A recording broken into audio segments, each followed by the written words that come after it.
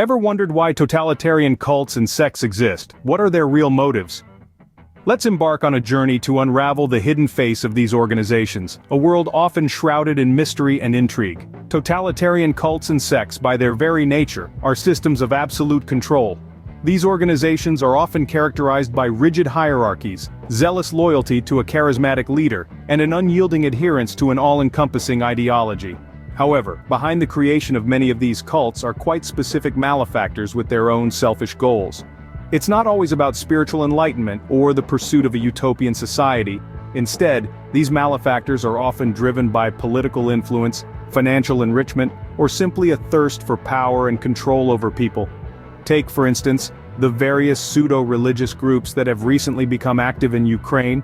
Groups like the so-called White Brotherhood, the Mamayev cult, and the Tselnozor Project have clear signs of being destructive cults. Their ideology is imbued with pro-Russian and imperial sentiments, often masked with pseudo-patriotic slogans. But why, you might ask? It's clear that these organizations are created and financed from outside by special services with the intent to manipulate the consciousness of Ukrainian citizens. Their goal? To decompose Ukrainian society from within, to distract attention from real threats. This is just one example of how these cults can operate. They are not limited to one country or region, and their influence can be felt across the globe. Their leaders often present themselves as messiahs, offering salvation and enlightenment while masking their true intentions. The reality is, these cults are not about the collective good, but about the selfish desires of a select few. They thrive on manipulation, exploiting the vulnerabilities of their followers for their own gain. They are a testament to the darker side of human nature, a side that craves power, control, and unquestioning obedience. Unveiling the truth behind these organizations might surprise you. As we delve deeper into the world of totalitarian cults and sects, we must remember to question, to analyze, and to stay vigilant. For it is only through understanding their true motives that we can hope to resist their influence and protect ourselves from their manipulation. Scene script. Power, a simple term with profound implications. It's like a game of chess, but with human lives as pawns. Power, often the primary motive behind the establishment of totalitarian cults, is a coveted asset. It's a heady cocktail of control, influence, and the ability to manipulate outcomes to serve personal interests. Leaders of these cults are not just figureheads. They are puppet masters, skilled in the art of pulling strings to make their subjects dance to their tunes. They establish these groups with the primary intention of exerting control over people, and through them, shaping the world to their liking. Imagine a spider at the center of a web. Every thread leads back to it, every vibration is felt, every movement registered. That's what these leaders aim to become, the spider, controlling the narrative, dictating the pace, and determining the direction. The power they wield is not just about dominion over their followers, it's about the ability to shape thoughts, mold opinions, and direct actions. It's about creating a reality where their word is law, their vision the only truth, and their desires the ultimate goal. They use psychological manipulation, fear, and a distorted sense of loyalty to maintain their grip.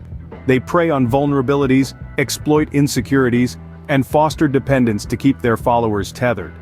It's a sinister game where the stakes are high, and the rewards, for the leaders at least, are even higher.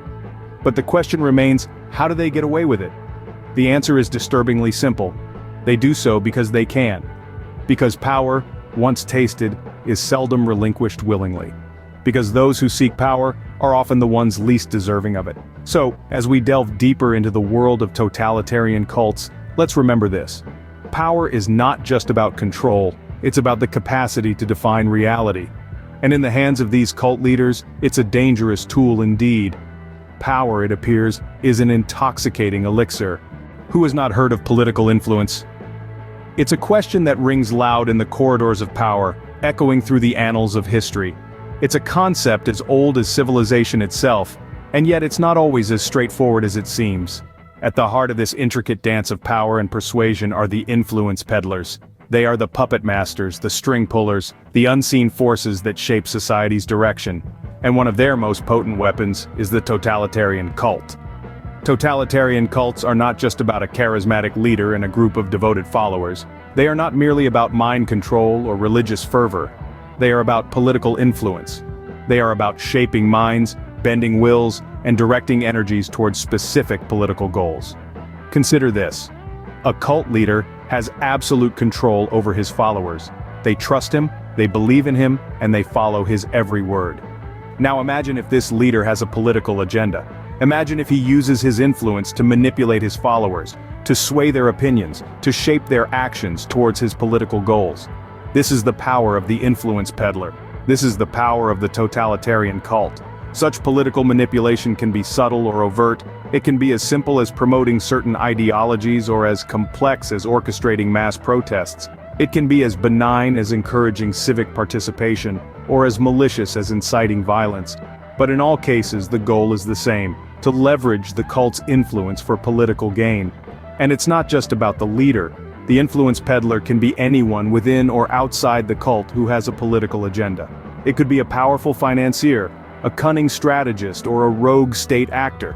They can use the cult as a tool, as a weapon, to further their political ambitions. So, when we talk about totalitarian cults, we must not overlook their potential for political influence. We must not ignore the influence peddlers who lurk in the shadows, pulling the strings, shaping the narrative, and orchestrating the actions. Political influence, a clandestine weapon wielded by many totalitarian cults. This is the reality we must confront. This is the truth we must acknowledge. Money, the universal motivator, but at what cost? Picture this: a totalitarian cult not driven by faith or ideology, but by the simple, unadulterated pursuit of wealth. Sounds absurd, doesn't it? Yet the reality is that many of these organizations are not so much spiritual as they are commercial enterprises. They're in the business of selling dreams, false hopes, and a sense of belonging, all in exchange for cold, hard cash. The leaders of these cults, the so-called spiritual guides, are often nothing more than shrewd business people. They're masters of manipulation, exploiting the vulnerabilities of their followers to fill their own coffers. They promise salvation, enlightenment, and a better life. But what they're really peddling is deceit. These leaders are adept at creating a climate of fear and dependency. They convince their followers that the outside world is dangerous, that only within the safety of the cult can they truly thrive. This fear is a powerful tool, one that keeps the money flowing and the followers obedient. And it's not just about one-off donations or tithes. Many of these cults require their members to forfeit all their worldly possessions upon joining. Their houses, cars, savings, all of it goes straight into the cult's coffers. In return, the members get a sense of purpose, a community, a leader to follow. But at what cost? The cost, as it turns out, can be devastating. Financial ruin is a common fate for many who get caught up in these cults. They give everything they have, only to be left with nothing. And the leaders? They're living the high life, often in luxury and opulence, all thanks to the exploitation of their followers. So, the next time you hear of a new spiritual movement or a charismatic leader promising a better life, look a little closer. Is it about enlightenment or enrichment, faith or finance? Because behind the veil of spirituality, there may just be a money-making machine. The pursuit of wealth can lead to the darkest of places. Let's delve into a real-world example: Ukraine's pseudo-religious groups. In recent years, Ukraine has seen a surge in the activity of various pseudo-religious groups. These organizations, shrouded in a veil of spirituality and patriotism, are often nothing more than totalitarian cults with ulterior motives. A couple of vivid examples are the so-called White Brotherhood and the Mamayev cult. The White Brotherhood, despite its seemingly innocuous name, is far from a benevolent organization. Its doctrine is steeped in destructive ideologies, promoting pro-Russian sentiments and imperialistic views. The group's leaders use manipulative tactics to lure in unsuspecting individuals, promising them enlightenment and a sense of belonging, while their true intentions lie in the pursuit of power and control. Similarly, the Mamayev cult operates under the guise of religious devotion.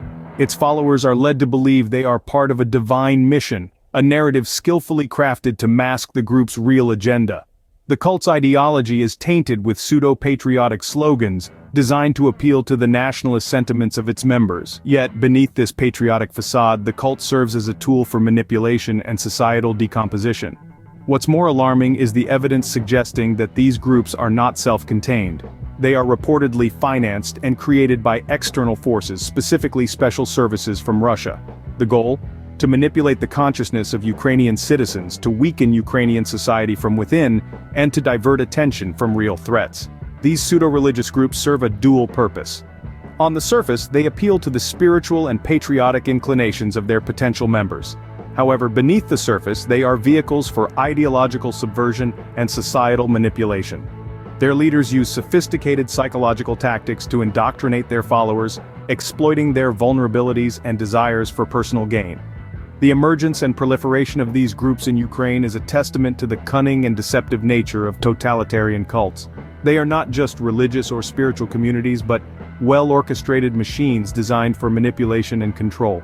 Their leaders are not spiritual guides but puppet masters pulling the strings of their unsuspecting followers. The presence of these groups in Ukraine is a stark reminder of the hidden dangers of totalitarian cults. They expose the sinister underbelly of groups that, on the surface, may appear benign or even beneficial. They also highlight the importance of vigilance and critical thinking in the face of manipulative ideologies and charismatic leaders. As we continue to explore the world of totalitarian cults, let's remember the lessons from Ukraine. Let's remain vigilant and question the motives of anyone promising enlightenment or salvation. Let's strive to see beyond the facade and understand the true nature of these groups. These organizations serve as a stark reminder of the hidden dangers of totalitarian cults. Behind every puppet there is a puppet master. The intricate world of totalitarian cults and sects is a complex web of strings manipulated by unseen hands. These puppet masters, often external forces, wield their influence with a deft touch. Their goals as varied as they are nefarious. Consider the pseudo-religious groups active in Ukraine. They are not spontaneous eruptions of faith or ideology. Rather, they are carefully crafted and calibrated machines, designed for a very specific purpose: to manipulate society, to sow discord, and to distract attention from genuine threats. But who constructs these machines? Who pulls the strings and sets the stage? The answer, more often than not, lies beyond the borders of the nations these cults operate in. In the Ukrainian context, the role of special services in Russia cannot be overlooked. They are the hidden puppet masters, their hands deep in the creation and financing of these destructive cults.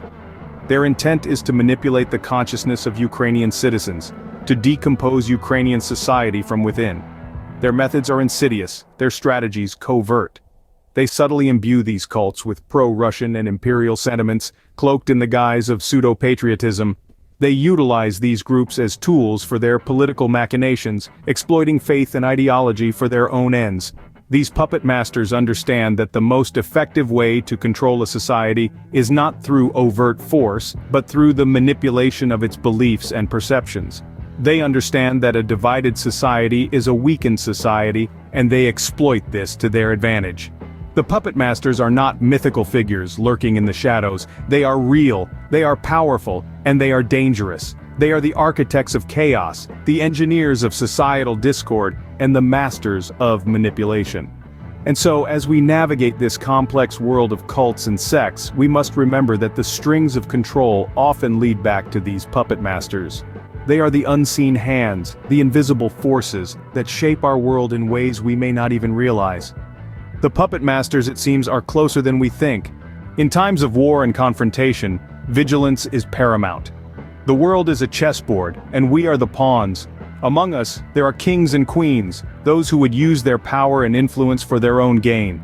And then, there are the knights, the bishops, the rooks, those who hide in plain sight, using their positions to manipulate and control. These are the leaders of totalitarian cults, the puppet masters pulling the strings from the shadows. Their game is one of power and control, of manipulation and deceit. They prey on our fears, our insecurities, our desire for belonging. They weave tales of grandeur, of utopias just within our reach, if only we surrender our will, our freedom, our very selves to them. They wrap their lies in the guise of truth, their propaganda in the cloak of patriotism. They promise salvation, but deliver only servitude. In these times of crisis, of war and confrontation, we must be more vigilant than ever against these destructive cults. We must not allow ourselves to be fooled by their silver tongues, to be swayed by their false promises. We must question, we must probe, we must analyze. What are the real motives of these cult leaders? What do they stand to gain from our submission, from our obedience? Are they truly seeking to better our world, our society, or are they only serving their own selfish interests? We must not fall for their enemy propaganda, no matter how attractive it may seem at first glance. We must remember that not all that glitters is gold. We must remember that a wolf in sheep's clothing is still a wolf. We must stay informed, stay aware, stay vigilant. We must resist the lure of the siren's call, the allure of the false prophet. We must stand firm in our convictions, in our values, in our beliefs. Stay vigilant, stay informed, and remember, not everything that glitters is gold.